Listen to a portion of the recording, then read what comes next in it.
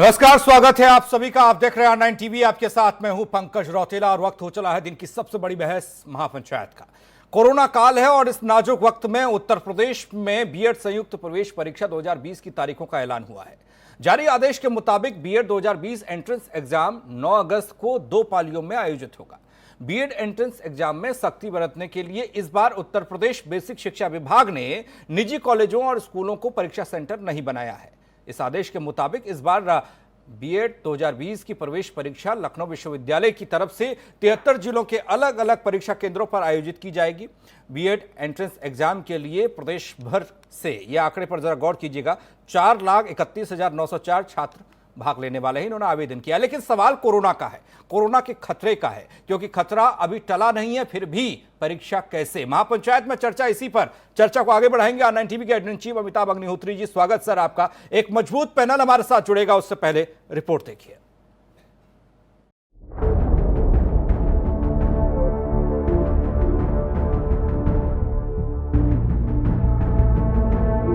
Court कचहरी बंद है,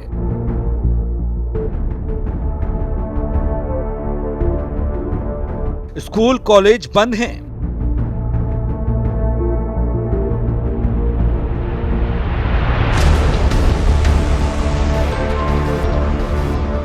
पूरे भारत में सब भर्तियां बंद हैं।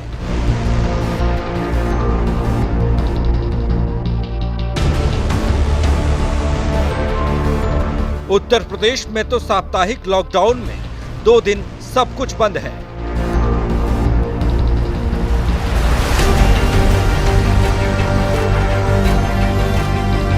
कुल मिलाकर कोरोना इम्तिहान ले रहा है और इधर उत्तर प्रदेश में संयुक्त बीएड प्रवेश परीक्षा की परीक्षा का ऐलान हो गया है। आने वाली 9 अगस्त को बीएड के एंट्रेंस एग्जाम की तारीख तय की गई है। प्रदेश के 73 जिलों में होने वाली इस परीक्षा में 4,31,904 छात्र शामिल होंगे। हालांकि इस परीक्षा को लेकर परीक्षार्थियों ने ही पाला खींच दिया है।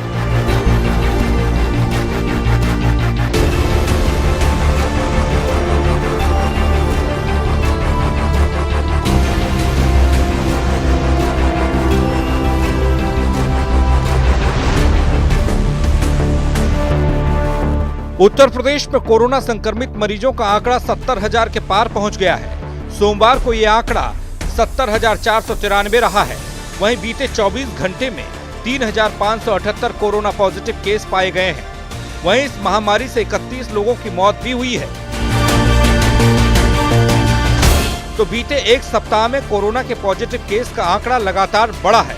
ऐसे में 4 लाख से ज्यादा परीक्षार्थियों की परीक्षा कराना समझ से परे है, क्योंकि इस परीक्षा में जहां 4,31,000 परीक्षार्थी 73 जिलों में इधर से उधर यात्रा करेंगे, अगर एक परीक्षा देने वाले के साथ परिजनों को शामिल करें तो ये आंकड़ा 5 लाख से भी ज्यादा हो सकता है। दूर दराज परीक्षा केंद्रों के चलते कोरोना के इस दौर में दुश्वारियां बहुत ज्यादा हैं। कोरोना का खतरा भी कई गुना ज्यादा है।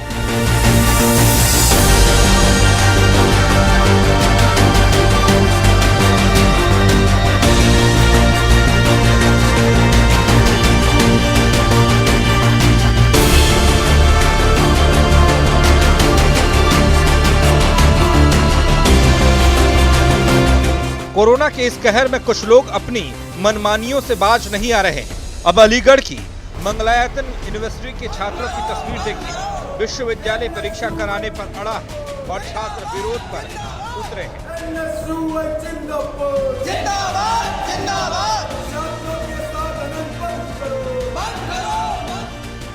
बहरहाल एक कहावत है कि आ बैल मुझे मार। कोरोना के इस काल में जब यूपी के करीब 70 जिलों में कोरोना के केस पहले से ज्यादा बढ़े हैं, तब 73 जिलों में बीएड की परीक्षा कराना क्या ये बड़ा खतरा नहीं है? सवाल ये है कि जब बढ़ रहा है कोरोना का कहर, तो क्या सेफ होंगे exam centre? Bureau report, R9 TV, Uttar Pradesh, Uttarakhand.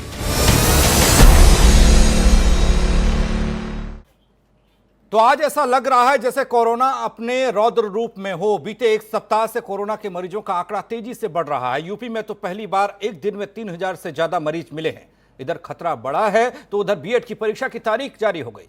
यानी कोरोना के बढ़ते मरीजों के बीच 4 लाख से ज्यादा बच्चों की परीक्षा, ये तो वही बात है, आ बैल मुझे मार। इसी पर आज चर्चा होगी। मेहमान हमारे साथ जुड़ चुके हैं। नवीन श्रीवास्तव जी, प्रवक्ता बीजेपी हमारे साथ है। के पांडे जी, नेता कांग्रेस हमारे साथ। आशुतोष मिश्रा, परीक्षार्थी बीएड एंट्रेंस एग्जाम हमारे साथ होंगे। डॉक्टर आशुतोष वर्मा, नेता समाजवादी पार्टी से हमारे साथ हैं। ताहिरा हसन जी, सामाजिक कार्यकर्ता। और आयुष दुबे, परीक्षार्थी बीएड एंट्रेंस एग्जाम। आप सभी का स्वागत है। अमिताभ जी से चर्चा की शुरुआत। कोरोना के मौजूदा आंकड़े इस बात की इजाजत देते हैं क्या सर 4 लाख से ज्यादा छात्रों का एग्जाम हो सके? देखिए, मैं तो हमेशा कहता हूं कि नौकरशाही को ग्राउंड जीरो की उतनी समझ नहीं होती। उनको नियम कायदे की तो समझ है, ग्राउंड जीरो की समझ नहीं होती। इसीलिए पॉलिटिकल लीडरशिप होती है, इसीलिए सांसद बनाए गए, विधायक बनाए गए, मंत्री बनाए गए, मुख्यमंत्री, प्रधानमंत्री, ये इसीलिए तो बनाए गए कि ये लोग जनता की बात समझते हैं। बाबू किताब समझते हैं कानून की, तो मिल के काम कर लेंगे। जब बाबू ही अकेले हाँकने लगेंगे तो यही होगा। देश भर के वैज्ञानिक कह रहे हैं कि कोरोना का चरमोत्कर्ष आना अभी शेष है। अगस्त पूरा कोरोना का चरमोत्कर्ष होगा, अलग अलग राज्यों में अलग अलग समयों पर जी। और उसके लक्षण भी दिख रहे हैं हमको। देश के स्तर पर 50,000 संक्रमित व्यक्ति रोज मिल रहे हैं और ये आज 50,000 का है आंकड़ा। ये कल 51 हो सकता है, 52 हो सकता है, परसों इसे कर करके ये कहां तक जाएगा परमात्मा जाने। उत्तर प्रदेश में भी वही हाल है। शुरुआत में हम लोगों ने चीजों को नियंत्रण में रखा, लेकिन अब कुछ 1-1.5 हफ्ते से जो गति देश की, सोई गति उत्तर प्रदेश की। 70,000 से ज्यादा संक्रमित हो गए उत्तर प्रदेश में। इस समय 4-4.5 लाख बच्चों का मूवमेंट, और इसमें अगर मैं कहूं पुरुष अभ्यर्थी हटा दीजिए तो महिला अभ्यर्थी के साथ तो कोई ना कोई होगा। भाई हो, पिता हो, पति हो, कोई ना कोई तो जाएगा ना, जो उसको इम्तिहान दिलाएगा, कहीं रुकाएगा। कितना बड़ा मास मूवमेंट होगा उत्तर प्रदेश में, उसके लिए 3 दिन तक, 4 दिन तक अफरा तफरी रहेगी। इसकी जरूरत क्या थी? जब देश भर में सब कुछ शिक्षा से जुड़ा मसला स्थगन पर है, यूजीसी ने कहा स्थगन है, सुप्रीम कोर्ट ने कहा कि स्थगित करो, एचआरडी मिनिस्टर पोखरियाल साहब ने कहा स्थगित करो, अनलॉक 3 में भी सरकार शिक्षा से जुड़े संस्थान खोलने की अनुमति नहीं देगी, इस बात के संकेत मिल गए।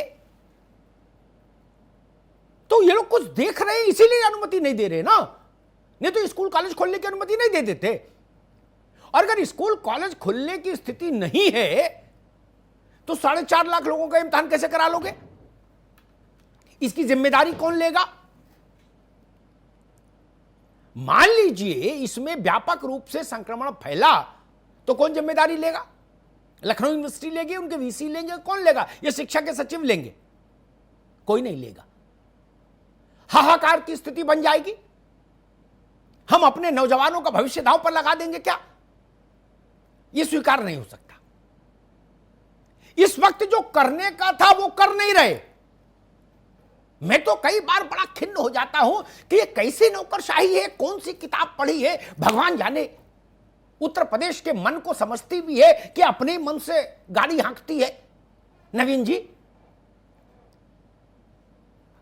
8वीं पास से भी पूछ लेते, आईएएस की जरूरत नहीं कि लॉकडाउन में क्या करें, तो वो कहता भैया जितने इम्तिहान करा चुके हो उत्तर प्रदेश में पिछले 5 साल में, 7 साल में, जिनके रिजल्ट नहीं आउट कर पाए, अलग अलग संस्थान अभी तक बच्चे भटक रहे हैं, दीवार में सिर मार रहे हैं, अवसादग्रस्त हो रहे हैं, उनके रिजल्ट ही जारी कर दो। बैठे बैठे कंप्यूटर पर ही तो करना है, वो तो कर नहीं रहे। 85 रिजल्ट अभी लंबित है, 85 रिजल्ट मैं नाम लेके बता सकता हूं। जिनके इम्तिहान हो गए सब हो गया। बाबुओं से कहते आपको आपकी कर्मठता को प्रणाम, ये रिजल्ट जारी कर दो। वो तो जारी कर नहीं रहे, बोले नया इम्तिहान कराएंगे। मतलब उल्टे बास बरेली को ये इम्तिहान कराने का समय है तो कुंभ लगा लो भैया, रेला बिल्कुल आने दो, फिर क्या दिक्कत है। और मजे की बात ये, ऐसा फतवा जारी हो जाता है, आदेश जारी हो जाता है और उस पर पॉलिटिकल लीडरशिप रिएक्ट नहीं करती। मैं होता, मैं तत्काल कहता, निरस्त करता इस आदेश को, कहता ना ना गलती से आदेश जारी हो गया और 2-4 अधिकारियों को सस्पेंड और कर देता। भाई इसे कैसे कर दिया आपने? जिम्मेदारी कौन लेगा ये तो कोई बताए मुझे। इन 4.5 लाख लोग और इनके साथ 1-2 लाख जो माता पिता ट्रेवल करेंगे, उनकी जिम्मेदारी कौन लेगा? गाजीपुर का आदमी आएगा गाजियाबाद और गाजियाबाद का जाएगा बलिया इम्तिहान देने।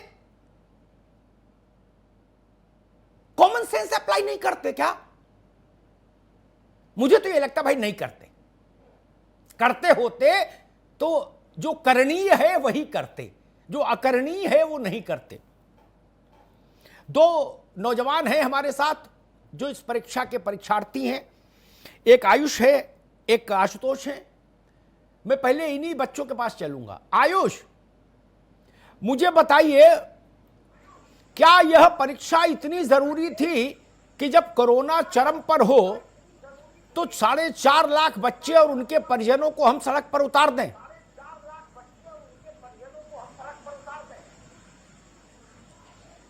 जी सर, जी सर, पहली बात तो मैं सर, ये सरकार का ये जो प्लान है सर, मैं इस पे बड़ा आश्चर्यजनक हूँ कि ये इस समय कोरोना दिन प्रतिदिन बढ़ता जा रहा है और उस दौरान, जबकि अभी पूर्व में 5 जुलाई को सीटेट की परीक्षा होनी थी, लेकिन वो परीक्षा टल गई। पर बीएड एंट्रेंस एग्जाम इतना जरूरी हो गया है कि इनको उसी तय समय पे कराना है, जबकि ये परीक्षा पूर्व में 8 अप्रैल को होनी थी, टाल दी गई। उसके बाद 22 अप्रैल को होनी थी, कोरोना की वजह से टाल दी गई। अब ये 9 अगस्त को कराना चाहते और आज इन्होंने एडमिट कार्ड तक जारी कर दिया है। तो ये बताइए कि जिनका दूसरे जिले में है सर, मैं आपके माध्यम से पूछना चाहता हूँ, बीजेपी के प्रवक्ता हैं, मौजूदा सरकार है इनकी, कि ये बताएं कि जो लड़के यहां से दूसरे जिले में जाएंगे वो पब्लिक ट्रांसपोर्ट का यूज करेंगे, तो ये बताएं कि वहां से जब वो वापस होंगे एग्जाम देकर, तो क्या गारंटी होगी कि वो सकुशल वैसे ही स्वस्थ आएंगे जैसे स्वस्थ वो घर से गए थे? क्या व्यवस्था होगी इनकी? ऐसी सारी परीक्षाएं, प्रतियोगी परीक्षाएं कैंसिल की जा रही हैं, बड़ी बड़ी परीक्षाएं कैंसिल की जा रही हैं जो एक कैलेंडर वर्ष में आयोजित होनी होती हैं, लेकिन इनको बीएड में इनकी प्रतिबद्धता इतनी क्यों है, यही मैं जानना चाहता हूं। जबकि मेरे जिले में प्रतिदिन 100-125 केस आ रहे हैं, वो हम बताएंगे। लगभग यही पूरे प्रदेश में स्थिति है, वो हम बताएंगे। फिर भी वो परीक्षा कराना चाह रहे हैं, वो भी बताएंगे, उसका भी खुलासा करेंगे। थोड़ा सा रुको, मैं आशुतोष के पास चलूंगा। आशुतोष मिश्रा, डर लग रहा है? इतना बड़ा इम्तिहान होगा, इतने लाखों लोगों का आना जाना होगा, तो कोरोना का संकट और बढ़ सकता है।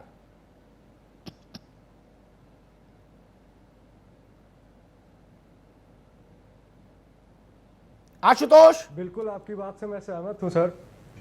और जिस हिसाब से कोरोना बढ़ चला है, ऐसा लगता है कि कोई व्यक्ति इससे अछूता नहीं रहने वाला है। और मुझे समझ नहीं आता है, जब सारी परीक्षाएं निरस्त हो चुकी हैं, प्रमोट किया जा रहा है छात्रों को, उस समय हम लोगों को बीएड के एंट्रेंस लेने की क्या सरकार की ऐसी कौन सी विपत्ति आन पड़ी कि बीएड का एंट्रेंस लेने के लिए इतने आतुर हुई जा रही है?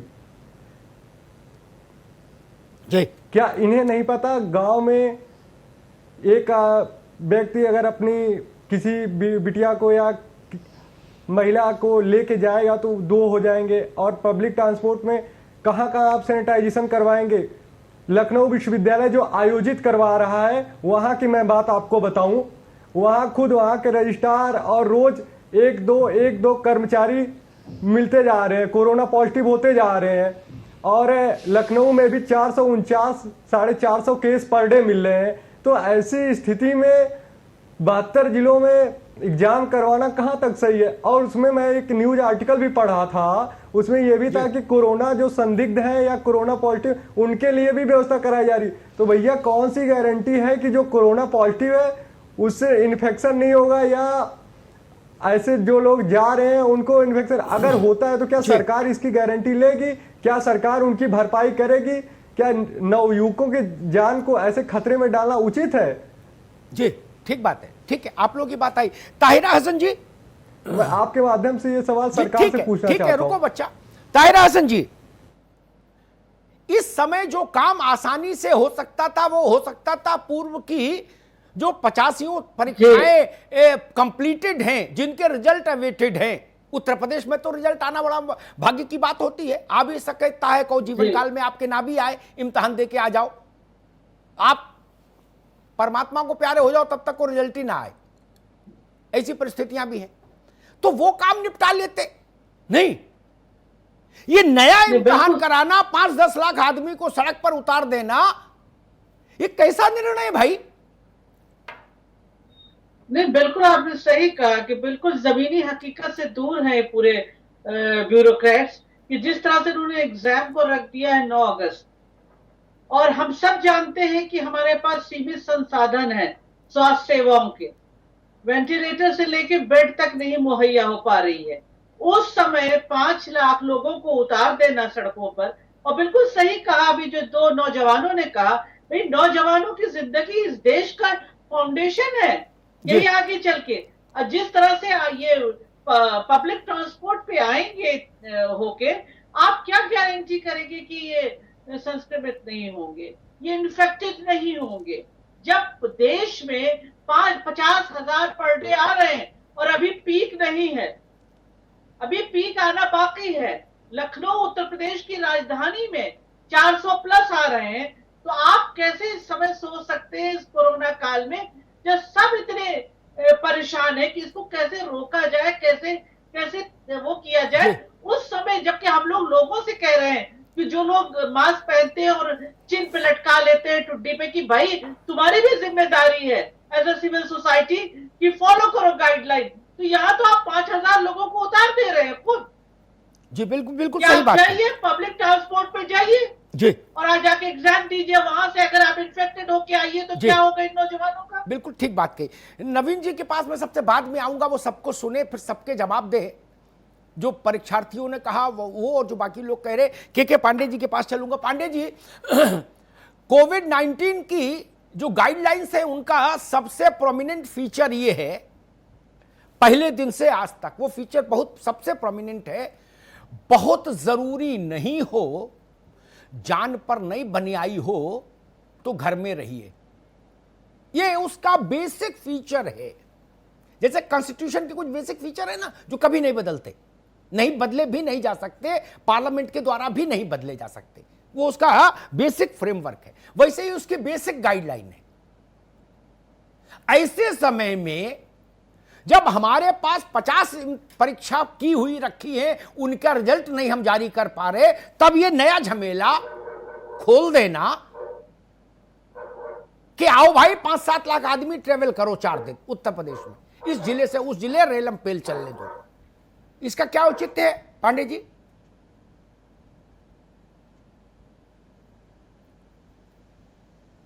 स्थिति में बीएड की एंट्रेंस परीक्षा कोई ऐसी चीज नहीं है कि इसको अगर न कराया जाए तो उत्तर प्रदेश में आर्थिक मंदी का दौर शुरू हो जाएगा, रोजगार पूरी तरह से समाप्त हो जाएगा, कुछ ऐसा नहीं है। और ऐसी स्थिति में अगर बीएड परीक्षा के लिए चाहे प्रशासनिक अधिकारी हो, सरकार के लोग हों, क्योंकि प्रशासनिक अधिकारी भी आखिरी निर्णय सरकार के ही द्वारा करते हैं, सरकार की मर्जी के खिलाफ प्रशासनिक अधिकारी नहीं कर पाते। लेकिन अगर इस तरह से बीएड की परीक्षा, जैसे आप बताए, बहुत सही आज आपने डिबेट रखा और मुझे पूरी उम्मीद है कि आज के इस डिबेट के बाद यह परीक्षा स्थगित भी हो जाएगी, मुझे पूरी उम्मीद है। लेकिन इस तरह का तुगलकी निर्णय अगर कहीं हो रहा है तो यह कितनी गलत बात है। और यह उस प्रदेश की स्थिति है जहां गोरखपुर में बेड नहीं है, अस्पताल भरे पड़े हैं, हमारे मुख्यमंत्री जी का जिला है, प्रधानमंत्री जी का संसदीय क्षेत्र है, जहां एम्बुलेंस में कोरोना का पेशेंट मर गया। जब प्रदेश में 2 अति महत्वपूर्ण नहीं जो 2 अति महत्वपूर्ण जनपद कि यह स्थिति है, तो ऐसी स्थिति में अमिताभ जी निश्चित रूप से पूरे प्रदेश की स्थिति कहीं न कहीं भयावह होगी। और ऐसे में बीएड की प्रवेश परीक्षा कराना, एंट्रेंस एग्जाम कराना, या निश्चित रूप से जानबूझ के नौजवानों का मारने का एक प्री प्लान टाइप लग रहा है, और कोई बात नहीं है। लेकिन मुझे आज पूरा भरोसा है कि आपकी यह डिबेट इस परीक्षा को अवश्य स्थगित करा के नौजवानों को बचा लेगी। पांडे साहब, ईश्वर करे ऐसा हो। मैं आशुतोष, डॉक्टर आशुतोष वर्मा के पास चलूंगा। आशुतोष सपा के प्रतिनिधि भी है और पेशे से डॉक्टर भी है, तो ये दोनों चीजों को समझ पाएंगे, राजनीतिक बात तो कहेंगे डॉक्टर के नाते भी। आशुतोष, मैं एक और बात कहता हूं, एक बात पांडे जी ने कही अच्छी, कि इससे उत्तर प्रदेश में रोजी रोटी का संकट नहीं पैदा होगा कि अगर आज इम्तिहान, अच्छा मान लो आज इम्तिहान करा भी लो 9 अगस्त को, तो इसका रिजल्ट तो 5-7 साल में ही आ पाएगा ना, जैसा पुरानों का अटका है। तो एक और फाइल पेंडिंग डालने से क्या हासिल। और एक नई बात के साथ आपके पास आता हूं, उत्तर प्रदेश में एग्जैक्ट मुझे नहीं पता, अनुमान से कह रहा हूं, क्योंकि इस तरह की समस्याओं से मैं कई वर्षों से जुड़ा रहा हूं छात्रों से। 10-12 लाख 15 लाख बीएड किए हुए लड़के लड़कियां घूम रहे होंगे कम से कम, जिनकी नौकरी का कोई हिल्ला नहीं हुआ पिछले 1 दशक में। वो फार्म में भरते भरते बुढ़ा गए बच्चे, 10-12-15 साल से नहीं हुआ। भगवान का नाम ऐसा है, प्रभाव ऐसा रहा, कृपा, कि उनका तो खेत बिक गया पढ़ने में, फिर फार्म भरने में, ड्राफ्ट लगाने में, लेकिन नौकरी नहीं मिली, क्योंकि नौकरी तो अदालतों में खेल रही। तो मान लो ये करा भी लेंगे, तो इससे कोरोना की संभावना के अलावा और तो कुछ हासिल होता नहीं। क्या हम कोरोना को स्प्रेड करना लक्ष्य मान रहे हैं कि भाई कोरोना अभी कम फैला, थोड़ा ज्यादा फैले? धन्यवाद। पहले तो मैं बहुत धन्यवाद हूँ कि आपने पहले वक्तव्य में ही इस पूरी डिबेट का एक सार निकाल लिया है कि क्या हम इसको नया एग्जाम करा के 10-12 लाख लोगों को लेके एक नई स्थिति में खड़े हो जाए, कि पिछले जो 1 दशकों में या आज के पिछले 3-4 साल में जो भी आपने एग्जाम कराया है उनके रिजल्ट भी दे दें, तो कम से कम एक राहत भरी सांस इस पर उत्तर प्रदेश के वासियों को मिले। दूसरी सबसे बड़ी बात यह है कि आज तक कोविड का कोई इलाज आपके पास भी नहीं है, हमारे पास भी नहीं है, पूरे विश्व में कहीं नहीं है। हम सब लोग इंतजार कर रहे हैं कि कोई अच्छी वैक्सीन आए और शायद हम इससे आगे निकल पाए। ले देखें, सोशल डिस्टेंसिंग एक ऐसी चीज है जो यहाँ से लेके यूरोप, अमेरिका, जापान जितने भी देश हैं उसने काम किया है, और आप सोशल डिस्टेंसिंग की धज्जियां उड़ाने पे बिल्कुल तैयार खड़े हुए हैं। पिछले 2 महीने पहले 11 लाख श्रमिक जिस तरीके से पलायन किए हैं उत्तर प्रदेश और बिहार में, उसकी स्थिति पूरे विश्व में देखी है, हिंदुस्तान ने सब जगह देखी है। और आज जब हम ये भी मानने को तैयार नहीं है कि क्या कम्युनिटी स्प्रेड हो गया है, कहीं ना कहीं उसकी पूरी रचयिता वहां पर आ गई थी, तो ऐसा करने से कुछ हासिल नहीं हो रहा है। अगर हम उन देशों से भी सीखें जिन देशों ने कुछ बहुत कंट्रोल किया है, तो आप देख लीजिए कई विदेशी ऐसे कॉलेज हैं जहां पे हमारे भारत के बच्चे पढ़ रहे हैं, उनको पूरा सेमेस्टर पास कर दिया गया है, और 31 दिसंबर तक वहां पे कोई परीक्षा स्कूल नहीं खुल रही है। ये हर लगभग विदेशों में आ चुका है। हम तब भी सीखने को तैयार नहीं है। और क्या बताएं अमिताभ जी, बहुत दुख लगता है कि उत्तर प्रदेश की जो टीम 11 है, पहली बार ऐसा इतिहास में हो रहा है कि मेडिकल और स्वास्थ्य की सारी परेशानियां हैं और टीम 11 का एक भी आदमी डॉक्टर नहीं है। क्या हिंदुस्तान में या उत्तर प्रदेश में डॉक्टर ये भी नहीं कर सकते हैं कि अपनी टीम में रख के आप उनसे सुझाव लें? अगर कमिश्नर ही बताएगा कि कोविड कहां से खत्म होगा और कहां से आएगा, या आईएएस ही बताएगा, तो डॉक्टर क्या बाबूगिरी के अलावा कुछ नहीं करा पाओगे। ठीक बात है, बहुत बड़ी अच्छी बात किया आपने। इस विषय पर भी हम लोग एक दिन चर्चा करेंगे। ये बात आशुतोष बिल्कुल सच्ची कह रहे हैं। मैं नवीन जी के पास आऊंगा इस बात को कहते हुए, इस चलन को बंद होना चाहिए। जिले में कोरोना पर थोड़ा सा अंकुश लग जाए तो क्रेडिट गोज टू कलेक्टर साहब, कमिश्नर, और थोड़ी बहुत बचे तो कप्तान झपट लें। और कोरोना बिगड़ जाए, ज्यादा आ जाए, तो गर्दन कटे सीएमओ की। ये नहीं चलेगा ना। अगर कोरोना किसी जिले ने नियंत्रित किया तो फिर उसकी गले में हार सीएमओ के पहनाइए, कलेक्टर के क्यों पहनाएंगे? कलेक्टर के क्या जाने कोरोना में क्या होगा, वो तो नहीं जानते ना। जब स्वास्थ्य विभाग है तो जिले के उसके जब दंड के लिए सीएमओ है और मलाई के लिए और माथे पर टीका लगाने के लिए कलेक्टर, कमिश्नर, ये लोग बताइए।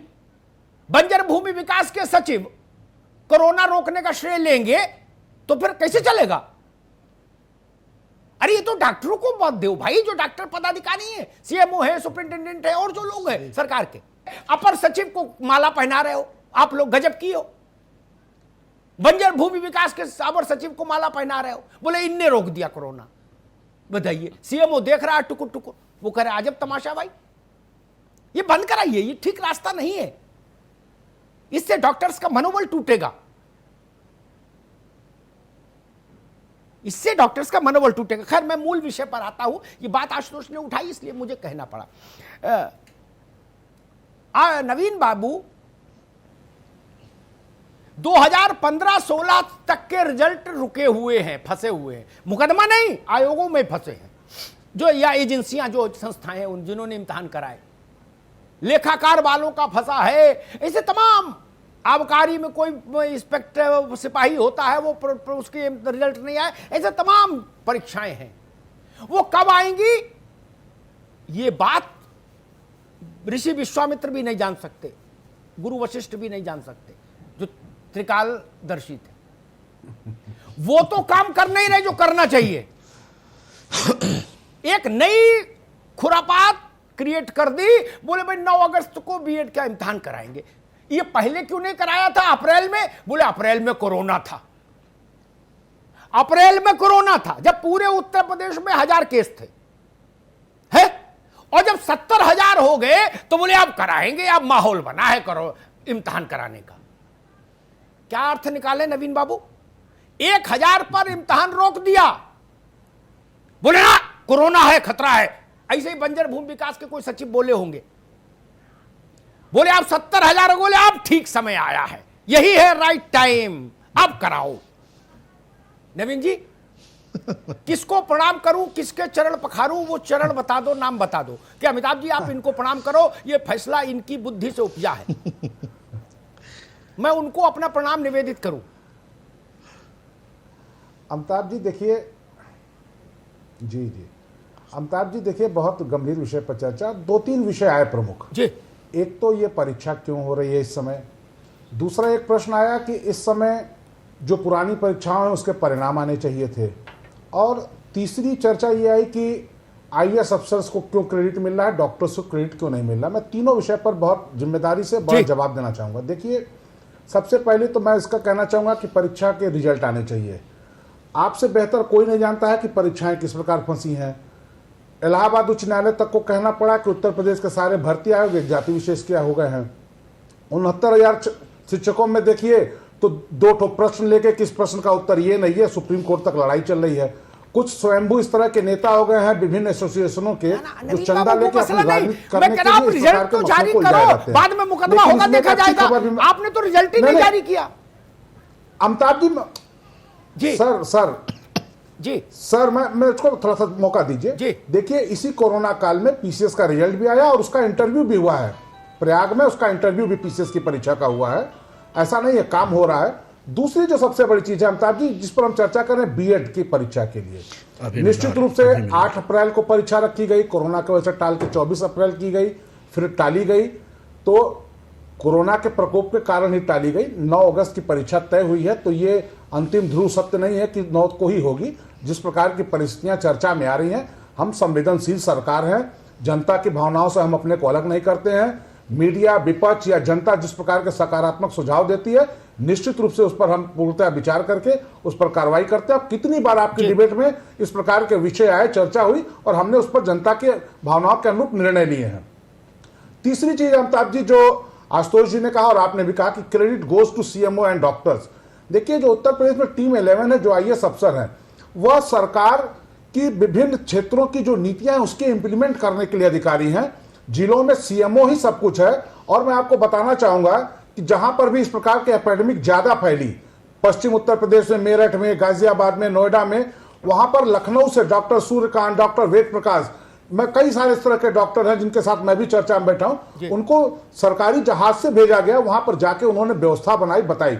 हकीकत यही सत्य है कि डॉक्टर ही बेहतर बता सकता है कि इसमें एपिडेमिक को रोकने के लिए हमको क्या क्या प्रावधान करने चाहिए, लेकिन उस प्रावधान को लागू करने की जिम्मेदारी प्रशासनिक रूप से डीएम, एसपी, इन अधिकारियों को कि कहां क्वारंटीन किसको करना है, कहां पर रेड जोन बनाना है, कहां पर यह जोन बनाना है, कहां पर क्या करना है। तो ये प्रशासन की, वो प्रशासन अपना काम कर रहा है और सुझाव जो देने हैं निश्चित रूप से हम डॉक्टर्स के सुझाव भी ले रहे हैं, डॉक्टर्स का हम उपयोग भी कर रहे हैं। ऐसा नहीं है कि हम डॉक्टर्स को बिल्कुल माइनस करके और सिर्फ आईएएस अफसर कर रहे हैं, ऐसा नहीं है। हम डॉक्टरों की भी सलाह ले रहे हैं, जहां जरूरत हो रही है।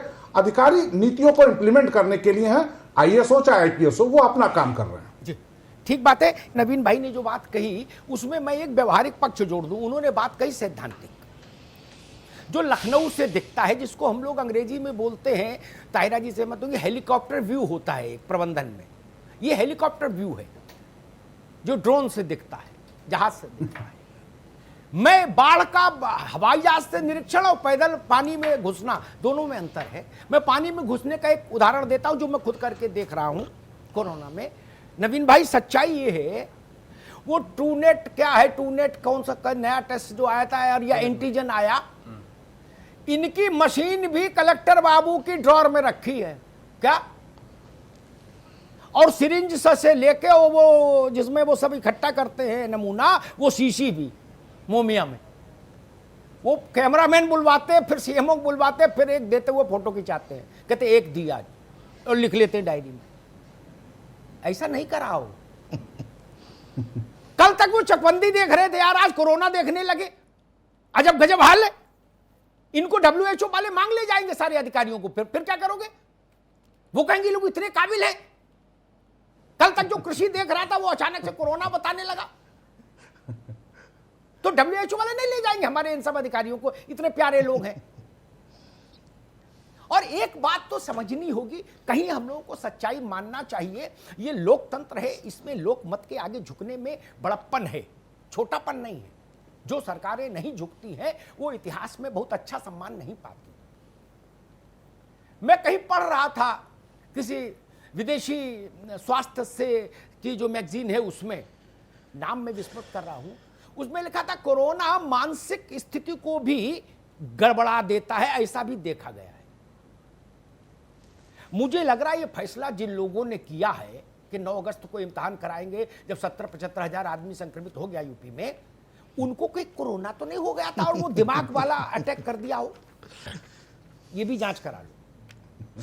क्योंकि अमेरिका में नया शोध आया भाई कि मानसिक स्थिति को बिगाड़ देता है। उनको कोरोनिल खिलाओ बाबा का, बाबा जो लाए हैं रामदेव। हम समाधान की ओर चले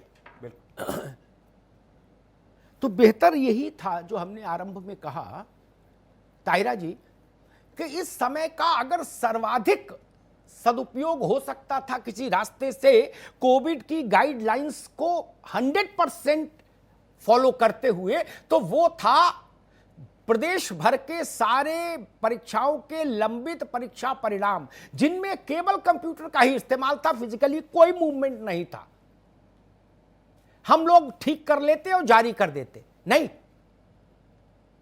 एक बड़ा काम निपट जाता। 85 परीक्षाओं के 2015-16 से रिजल्ट प्रतीक्षित है, बताइए। वो बड़ा काम ज्यादा सुकून भरा था, ज्यादा व्यवहारिक था, ज्यादा वैज्ञानिक होता बनस्पति नई परीक्षा कराने के।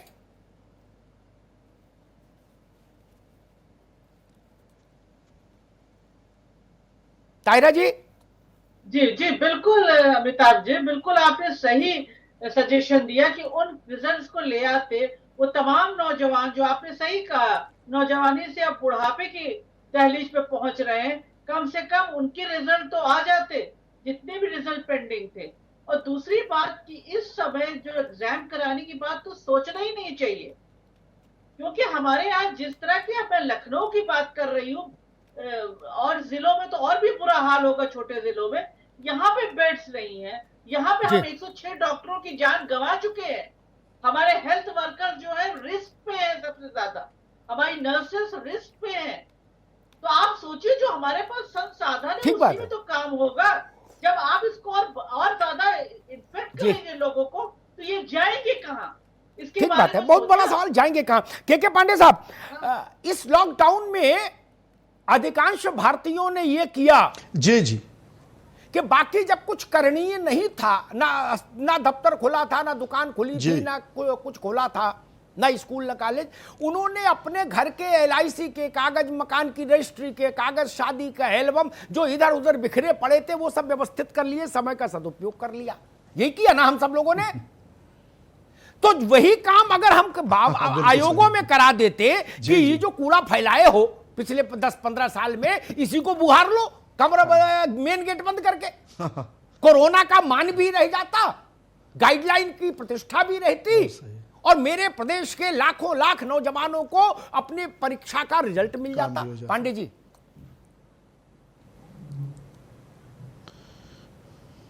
नहीं, बहुत सही आपने ये बात कहा कि जैसे हम लोगों ने अपना घर साफ सुथरा करके सब समेट लिया, उसी तरह ये लोग भी करते।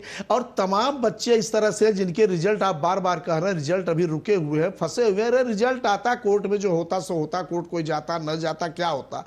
और इस प्रदेश और देश में जब कोरोना कम था तो हम लोग बहुत ज्यादा भयभीत थे, और जब कोरोना बढ़ गया तो हम लोगों को लगता है कुछ है ही नहीं है।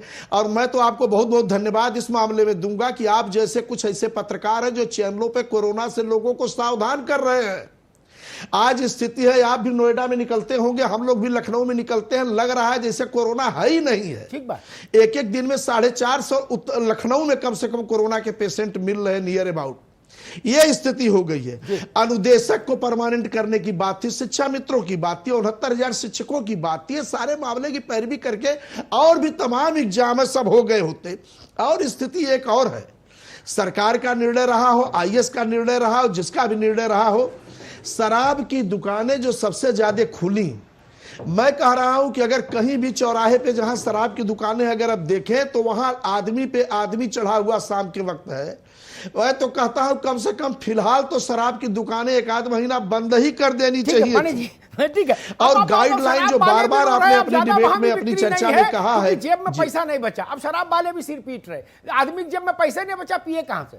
ये भी मैं देख रहा हूं। डॉक्टर वर्मा, डॉक्टर वर्मा, एक बड़ा सवाल खड़ा होता है, हम लोग PCS के परिणाम और उसके इंटरव्यू से तुलना नहीं कर सकते बीएड की। PCS में पास होने वाले बच्चे, इंटरव्यू के लिए आने वाले बच्चे उंगली पर गिने जाने वाली संख्या होती है। भाई 5 लाख अधिकारी तो हमको सेलेक्ट करने नहीं, जो 5 लाख का इंटरव्यू ले, 1000-2000 आदमी सेलेक्ट होता है, उसमें 200-400 भर्ती हो जाता है, 500-700 जो भी रहता होगा मेरे ख्याल से, उनमें डिस्टेंसिंग हो सकती है। लेकिन ये 5 लाख कुंभ का मेला ये चलेगा तो रेला ही रेला हो जाएगा फिर तो उत्तर प्रदेश भर में। देखिए, पहले की बात तो समझे कि ये बीमारी कोई ऐसी नहीं है कि किसी कोई कुछ गंदा खाने से हो गया है। ये कॉन्टैक्ट ट्रेसिंग इसमें बहुत बड़ा टूल होता है। जैसे मान लीजिए कि आप अगर किसी से मिलते हैं और आपने वो वायरस वहां पे छोड़ दिया और आप वहां से चले गए, तो उस जगह को कोई इन्फेक्टेड हो जाएगा, तो कोई भी हेल्दी आदमी इसको पकड़ेगा और उसको वो वायरस पकड़ लेगा। तो 4 लाख को आप प्रोबेबिलिटी में लगाइए, ये 16 लाख में फैलाएगा। अगर ये 10 लाख लोग आते हैं तो ये 1 करोड़ फैला सकते हैं, ये प्रोबेबिलिटी होती है। इसलिए मैं कहता हूं कि आप इस बात को समझिए, IAS नीतियां बना सकता है, जो एपिडेमियोलॉजिस्ट होते हैं, जो डॉक्टर होते हैं, जो वायरस की गणना, उसकी प्रोबेबिलिटी, उसके रहने का ढंग, उसके गिरने का ढंग, ये समझाएंगे। और अगर संवेदनशील सरकार होती तो कम से कम अपने हेल्थ मिनिस्टर जो आज बेचारे पीड़ित हैं, जिनके आप सब लोग जल्दी स्वस्थ होने कामना करते, उनसे पूछते कि क्या हाल है। आपने ऐसा निर्णय कैसे ले लिया कि 4 लाख बच्चों को आप एकदम से बाहर कर देंगे और सब अभिभावकों के साथ में आएंगे, लड़कियां होंगी, उनकी माएं आएंगी। ये तो एक विस्फोटक स्थिति बनने की तैयारी पे आ रही है। जी बिल्कुल ठीक बात आपने कही। आपके माध्यम से बड़ा स्टेप होके इसको रोका जाए। बेटियां अकेले नहीं आएंगी, उनके साथ कोई न कोई अभिभावक आएगा तो वो संख्या और बड़ी हो जाएगी। जिस बात की ओर आशुतोष वर्मा बार बार इशारा कर रहे हैं उसको हम लोग चर्चा में ला चुके। लेकिन एक बात कह के मैं दोनों परीक्षार्थियों के पास चलूंगा, फिर नवीन भाई के पास आऊंगा। डॉक्टर हर्षवर्धन देश के स्वास्थ्य मंत्री के रूप में इसलिए और ज्यादा प्रभावी दिख रहे हैं, बहुत अच्छा काम कर रहे हैं डॉक्टर साहब, क्योंकि वो डॉक्टर हैं।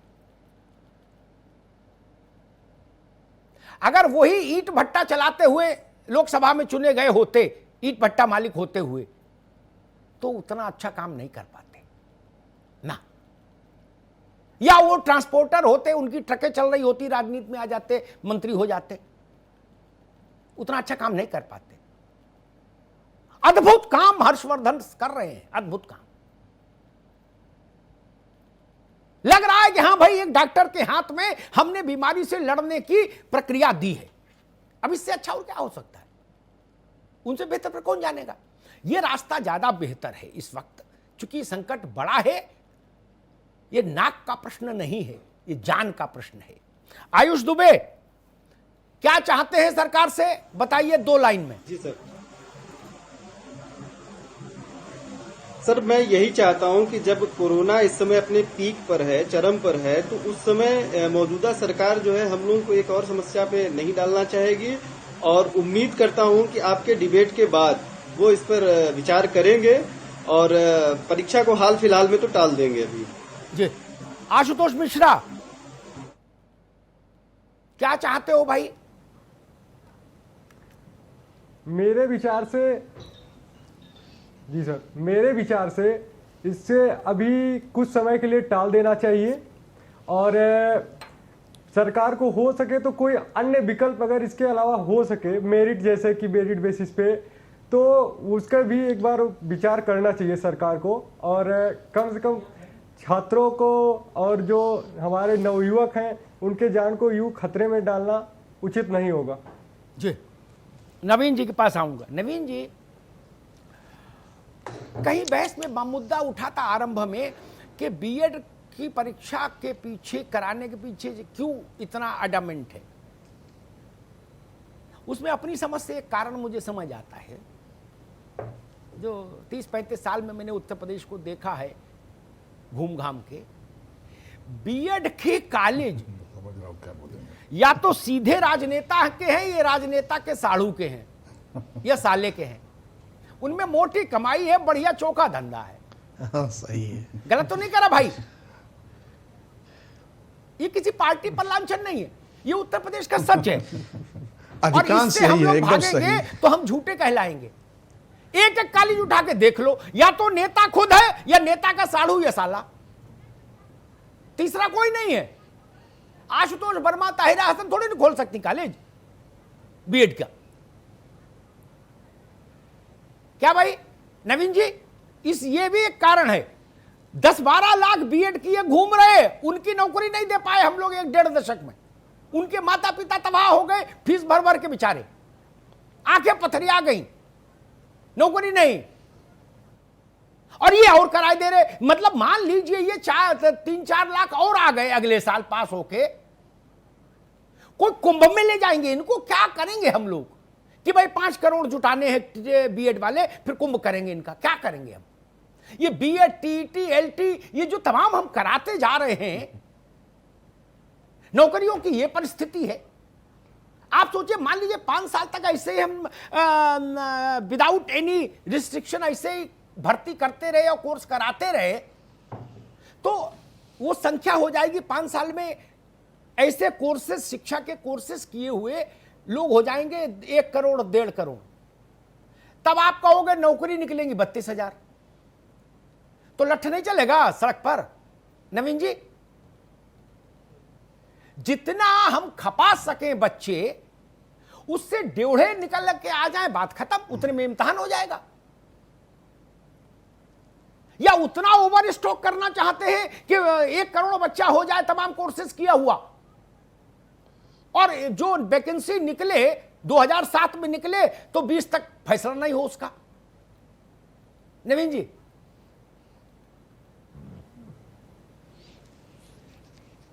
अमिताभ जी देखिए, निश्चित रूप से आपने जो पहले कहा कि बीएड कॉलेजेस किन लोगों के हैं, सिर्फ बीएड नहीं, आप उत्तर प्रदेश में किसी भी क्षेत्र में देख लिए महाविद्यालय, चाहे वो मैनेजमेंट के हों, चाहे इंजीनियरिंग कॉलेज हों, चाहे मेडिकल कॉलेजेस हैं, निश्चित रूप से बड़े लोगों के हैं, कहीं ना कहीं उनके राजनीतिक संबंध हैं, राजनीतिक संपर्क हैं, रिश्तेदार हैं, ऐसा नहीं। और बीएड की परीक्षा 2 बार टाली गई, जब कोरोना अभी उस समय पीक पर नहीं था, अब पीक पर है। उसके बिहाइंड द कर्टेन क्या रीज़न है यह तो आप बेहतर जान सकते हैं या सब लोग, लेकिन निश्चित रूप से सरकार, जैसे मैंने पहले भी कहा कि हम स्वीकार कर सुधार करने में विश्वास रखते हैं जी। विपक्ष का, मीडिया का, जनता के जो भी सुझाव है, सकारात्मक सुझाव है, उस पर हम विचार करके निर्णय करेंगे, पहली चीज़। दूसरी चीज़, आपने कहा कि बीएड के छात्रों की बढ़ती हुई संख्या है। अमिताभ जी, एक समय आया उत्तर प्रदेश में जब उत्तर प्रदेश में एक उद्योग, मैं कोई राजनीतिक बात नहीं करना चाहता हूं, लेकिन एक बहुत बड़ा उद्योग था जिसका नाम था नकल उद्योग। उत्तर प्रदेश में मैं जिस जिले का रहने वाला हूं, आप विश्वास नहीं करेंगे, 300 से अधिक डिग्री कॉलेज है, 300 जानते हैं, 3-3, 4-4 कमरों के। वहां क्या है, बच्चे किसी प्रदेश से आए, एग्जाम दिए, चले गए, बीएड हो गए, लॉ कर लिए, सारी चीजें। उस समय कहीं उनको नौकरी दिख रही थी कि हमारी नियुक्तियां हो जाएंगी, लेकिन आप देखिए आज उत्तर प्रदेश में मैनेजमेंट और इंजीनियरिंग कॉलेज मोर देन 50% बंद हो चुके हैं। बीएड की भी कमोबेश स्थिति है, लेकिन बड़ी जनसंख्या है, नौकरियां कम है। स्वरोजगार के लिए माननीय प्रधानमंत्री जी का इसीलिए है कि स्वरोजगार की तरफ जाइए, कौशल विकास करिए, अपना रोजगार करिए। चूंकि आपने बात सही कही कि 2 करोड़ 1 करोड़ 50 लाख बीएड छात्र हो जाएंगे तो हम उतनी नौकरियां नहीं है हमारे पास जो है, तो इसलिए यह समय के हिसाब से चीजें परिवर्तित होंगी। और अमिताभ जी, एक चीज मैं फिर से कहना चाहूंगा, चूंकि बहुत अच्छी डिबेट थी, बहुत अच्छे विषय आए, मैं फिर से यह कहना चाहूंगा कि हमारी सरकार प्रशासनिक अधिकारियों का उपयोग प्रशासनिक कामों में, जो आईसीएमआर, डॉक्टर्स की एडवाइस कैसे इसको नियंत्रण करने के लिए क्या हमको उपाय करने हैं, उसके इंप्लीमेंट करने के लिए हैं। सुझाव क्या करना है हमें, यह डॉक्टर्स ही देते हैं, वरिष्ठ डॉक्टर देते हैं। डॉक्टर हर्षवर्धन, आपने उनकी चर्चा की, वो हमारे स्वास्थ्य मंत्री हैं, आईसीएमआर उन्हीं के अंडर में है। वह जो गाइडलाइन, दिशा निर्देश जारी करता है, हमारे प्रशासनिक अधिकारी उसको लागू करते हैं। प्रशासनिक अधिकारी ये नहीं बताते हैं कि कोरोना में हमको ये खाना है या नहीं खाना है या ये करना है, उनकी जिनमें व्यवस्था, वो व्यवस्था कर रहे हैं। हाँ, ये जरूर है, इतना मैं कहूंगा कि आपने बहुत अच्छे विषय पर डिबेट कराई है। हम स्वीकार कर सुधार करने में विश्वास रखते हैं। जो जनता की भावना है, जो छात्रों की भावना है, जो मीडिया की भावना है, उसका हम जरूर सम्मान करेंगे। चलिए अमिताभ जी के पास हम बात की टिप्पणी के लिए जा रहे हैं, प्लीज सर। देखिए, जो बात अंत में नवीन जी ने कही, वो बात मेरे हृदय को छू गई। मैं ऐसे भाव का बड़ा सम्मान करता हूं। लोकतंत्र का एसेंस यही है, अरोमा यही है। लोकतंत्र की सुगंध क्या है, मेरी दोस्त ताहिरा हसन भी सहमत होंगी इससे। यही लोकतंत्र है। हम कितने भी आगे चले जाएं, लेकिन लोक का मन अगर हमको कहेगा पीछे आओ, तो हमको एक क्षण भी नहीं लगाना चाहिए।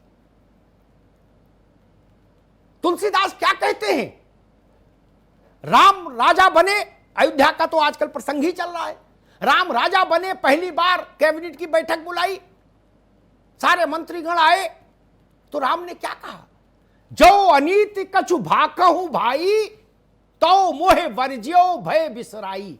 कि हे मंत्रीगण, अगर मैं कभी राजा होने के बाद भी अनीति का काम करूं, तो भय का त्याग करके निर्भय होके मुझे टोकना, रोकना, बरजना।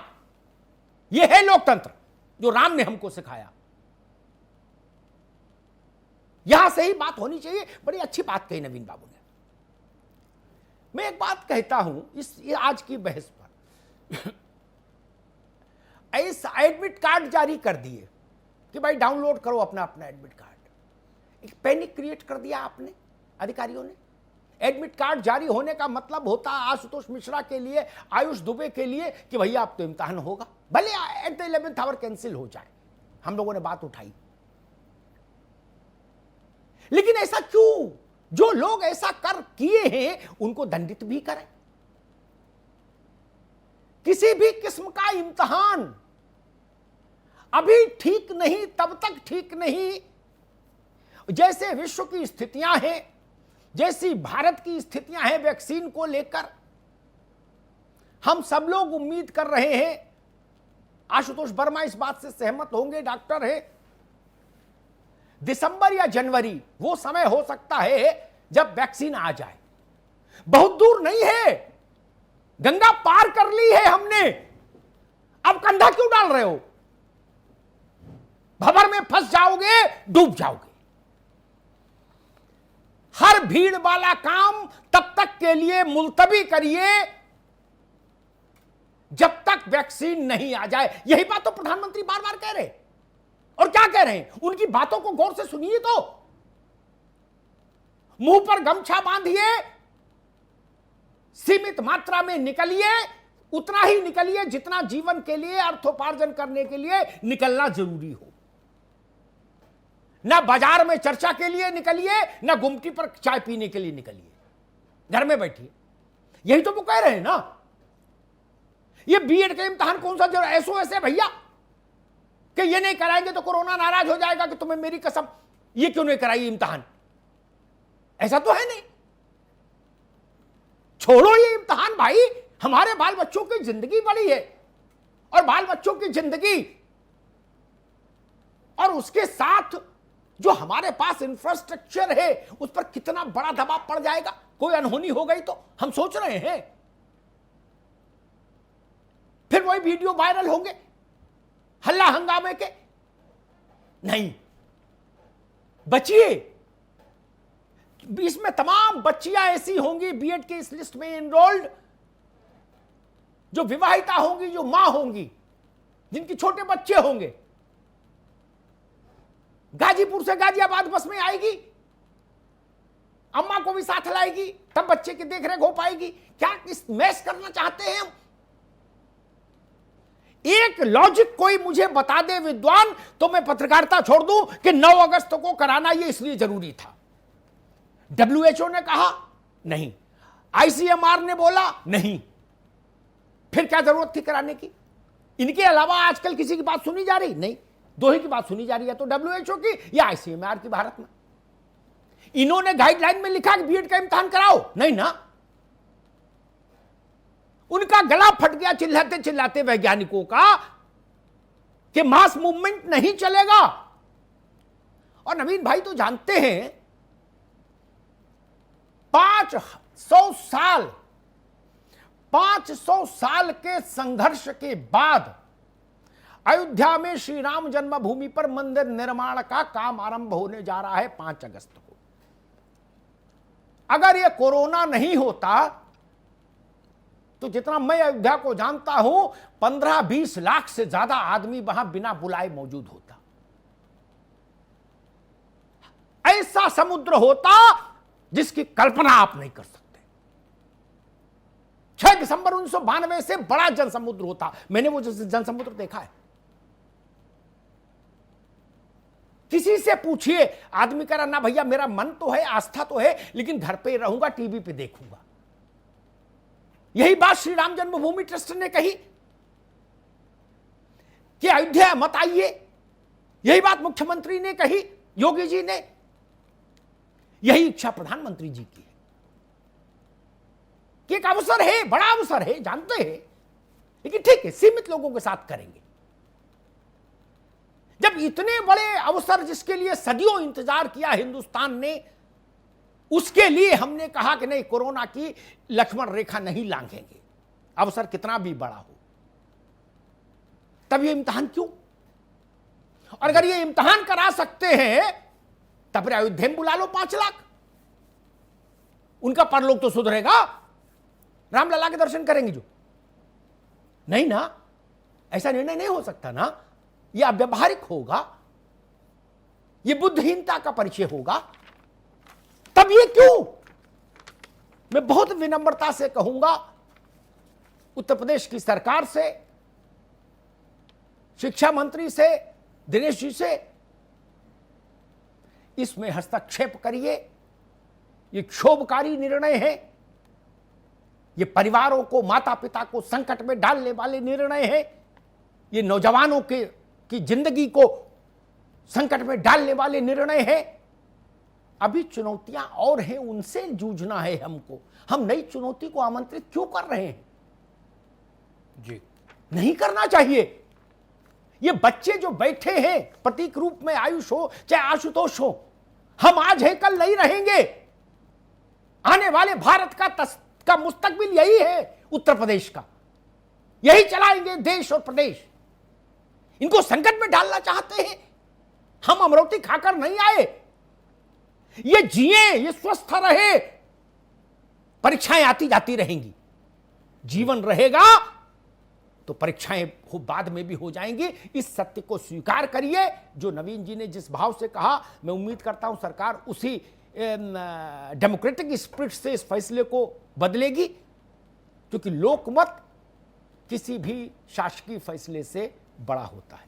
धन्यवाद। बहुत बहुत शुक्रिया नवीन श्रीवास्तव जी, के पांडे जी, आशुतोष मिश्रा, डॉक्टर आशुतोष वर्मा जी, ताहिरा हसन जी, आयुष दुबे, आपका बहुत बहुत शुक्रिया। अमिताभ जी, आपका भी बहुत बहुत शुक्रिया। बीते कुछ दिनों से दिख रहा है कोरोना के मामले लगातार बढ़ रहे हैं और ये महामारी बढ़ रही है ऐसा लग रहा है, लेकिन परीक्षा के लिए ये मारामारी आखिर क्यों? सवाल ये था। महापंचायत में फिलहाल इतना ही। बाकी खबरों के लिए बने रहिए R9 TV के साथ, सिर्फ खबर के लिए।